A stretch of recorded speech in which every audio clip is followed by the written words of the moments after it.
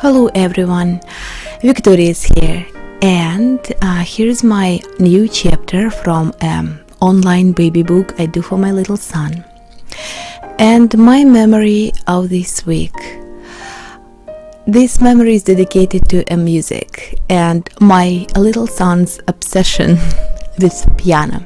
Well, to be fair, with all musical instruments.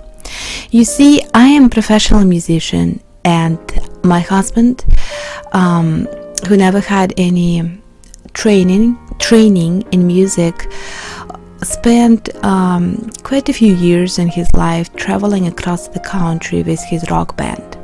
So we both love music, and we both represent two different genres and directions. I'm all in classical. I play piano, I'm a pianist, and I teach piano, and my husband is all like rock, blues. He likes jazz, completely different. But somehow it works out, we both enjoy it, and of course our strongest desire to pass that passion to our little son. And when I was pregnant, my husband would very often try to tap very complicated rhythms on my belly. And one day we both was super surprised because my son actually responded, and believe it or not, he repeated the same rhythm that my husband did. I do not know, was it coincidence or it really was true, but it was pretty amazing experience. And then my son was born, and I continued to play piano. I did it through all pregnancy. I was working on Rhapsody in Blue back then, and then I continued to play when he was just born. And he watched me playing, and he was just fascinated with the instrument. He would try to roll when he was at the rolling stage, or crawl when he was at the crawling stage forward the piano. No matter what he was doing, he always would end up being next to piano.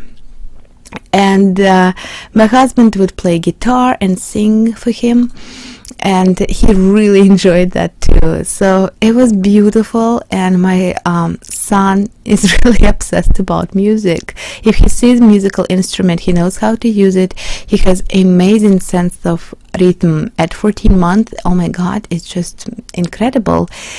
And I thought that I should write a story about this because it's pretty special.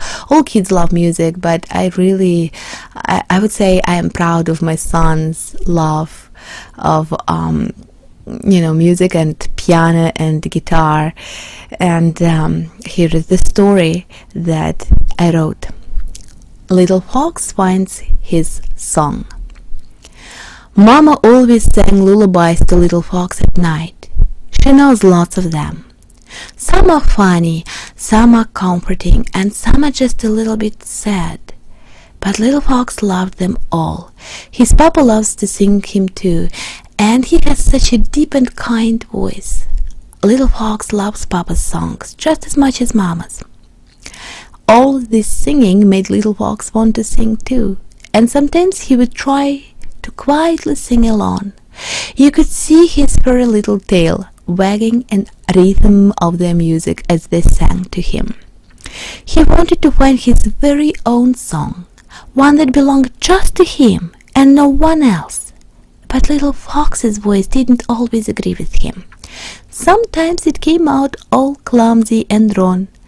Mama saw the look in his eyes and tried to cheer him up by saying, "Don't worry, my little one. If you keep trying, you will learn how to sing."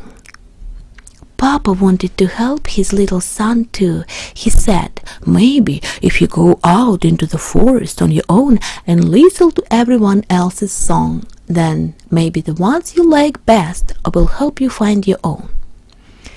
Little Fox decided that was just what he would do. He wanted to hear all the songs there were. So he went to visit his friends in the forest. First, he went to the pond where the frogs live and lay down beside it to listen. The frogs were so loud. "Wow, Mama doesn't sing like that. I would never be able to fall asleep to such a loud lullaby, he thought. So he went off to venture a bit farther into the woods. Very soon he came across a mouse's den, where the Mama Mouse was busy making breakfast for her children. She was humming something pretty as she cooked. What a lovely song! But it was so quiet that no matter how hard he listened, Little Fox just couldn't understand what the mouse was singing about. He moved along, listening very carefully to all the different songs.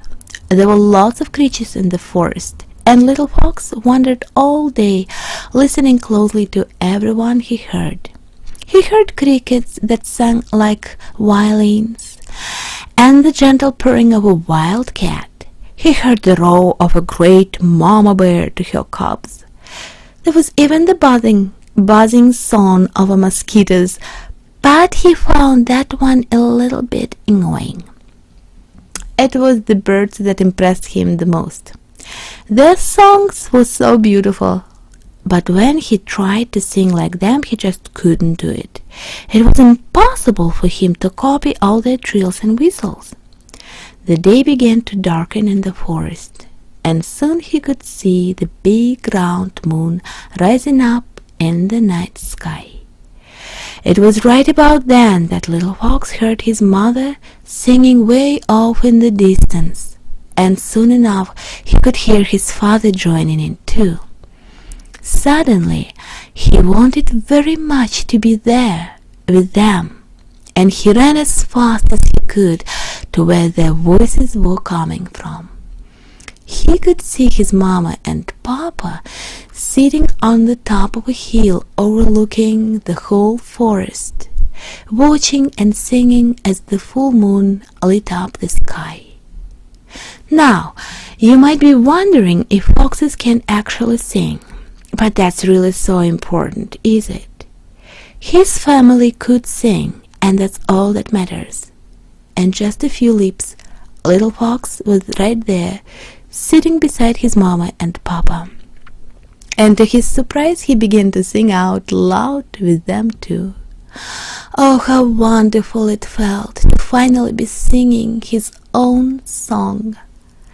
His mama nuzzled him with her nose, and papa nodded at him in a knowing and proud sort of way.